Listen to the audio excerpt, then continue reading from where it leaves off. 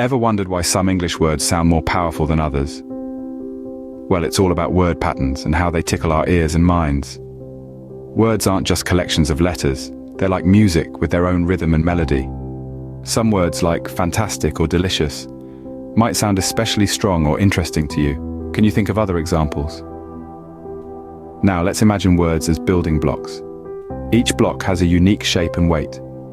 When we arrange these blocks in different patterns, we create different structures, or in our case, different words. These patterns give words their unique sound and power. Just like a catchy song, a well-structured word can stick in your mind and make you feel different emotions. So the next time you come across a word that sounds interesting or powerful, remember, it's not magic. It's a beautiful pattern at work. Intrigued? Let's dive deeper into the world of word patterns and stress patterns in the next segment. What if I told you that there's a secret code to understanding English words better? Today, we're going to delve into the fascinating world of word patterns. So, what are word patterns? They're like the building blocks of language, the patterns that our words follow. Just as a song has a rhythm, language has patterns. These patterns can be found in the way words are spelled, pronounced, or even in their meaning. Let's take a look at some of these patterns. One common pattern is the CVC pattern, which stands for consonant, vowel, consonant. Words like cat, dog, sit, and run all follow this pattern. Can you think of any of your favorite words that follow this pattern? Another interesting pattern is the CVCC pattern, where words end with two consonants. Examples include fast, milk, jump, and help. What about the CCVC pattern? This is where words start with two consonants. Words like stop, frog, clap, and spin all follow this pattern. But patterns aren't just about the letters in words. They can also be about the sounds. For example, ite words all have the same sound and spelling at the end. Fight, light, night, right. Recognizing these patterns is like unlocking a secret code. Once you start seeing these patterns, you'll see them everywhere. This isn't just a fun game though. Understanding word patterns can actually help you improve your English. When you know the patterns, you can predict how a word might be spelled or pronounced. This can help you with reading, writing, and even speaking English. Plus, it can make learning new words a lot easier.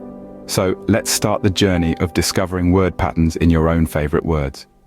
Look at them and try to identify the patterns. Remember, it's not always about the letters. Sometimes it's about the sounds. Listen, look, and find the patterns. Now that we've uncovered the secret of word patterns, are you ready to decode the mystery of stress patterns? Do you know that English words dance to a rhythm? That's what we call stress patterns. Welcome to the dance floor of language, where words sway and twirl to their own unique beats. This rhythm, my friends, is what we call stress patterns. Now let's get our feet tapping and explore this concept. Stress patterns are the heartbeat of English. They give our words a distinct rhythm and melody. Like a drummer in a band, they set the pace and keep everything in sync. But what exactly are these patterns? Simply put, they're the emphasis we put on certain syllables in a word. For instance, consider the word fantastic. Say it out loud and notice which part gets the most emphasis. That's right, it's the tars in the middle. So we can say that fantastic follows the stress pattern of unstressed, stressed, unstressed. Yet not all words follow the same pattern. The word understand, for example, has the stress on the stand. So its pattern is unstressed, stressed. Different words, different rhythms. Now let's make this even more fun. Try to listen for these stress patterns in your own speech. You might not notice them at first, but once you start paying attention, you'll hear the rhythm of English everywhere. It's like discovering a secret beat that's been playing all along. Understanding stress patterns is not just about finding the rhythm though. It's also about making our speech clearer.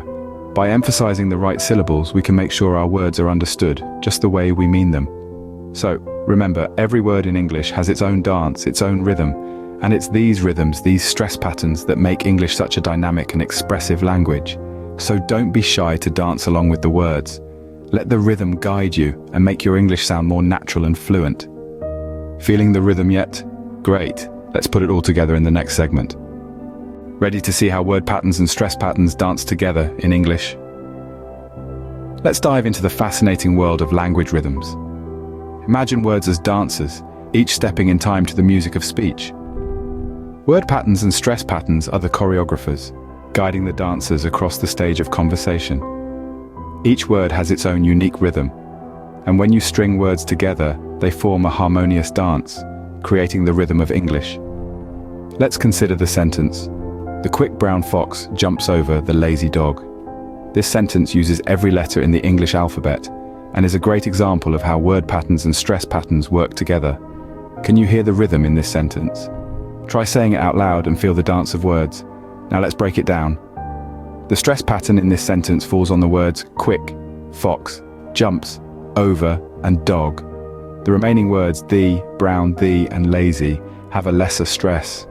This pattern of stressed and unstressed words creates a rhythmic dance, a melody that makes English such a beautiful language to speak and listen. So how can we apply this? Well, when you're speaking English, try to listen for the dance of words. Practice speaking sentences and listen to where the stress falls. And when you're listening to others speak, try to pick up on these patterns. This will not only improve your pronunciation, but also your understanding and appreciation of the English language. But remember, every dance is unique, and so is every sentence. The rhythm can change based on the meaning you want to convey. For instance, I didn't say he stole the money can have 7 different meanings based on which word you stress. So, play around with the stress patterns and create your own dance of words. Fantastic! You're getting the hang of it. Let's wrap up with a fun activity in our final segment. So stay tuned, because the dance of words is about to get even more exciting. Now, how about a fun game to test your new skills? Picture this. We're in a magical world of language where words dance and letters sing.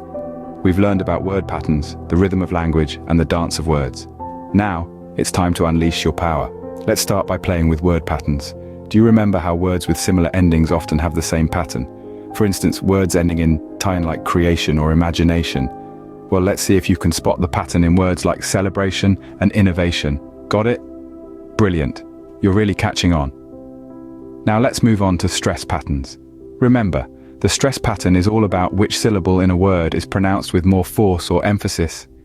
It's like the drum beat in the music of language. For example, in the word beautiful, the first syllable is stressed. Can you hear it?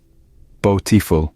Now, try it with the word fantastic. Which syllable is stressed? Did you say the second one? Excellent.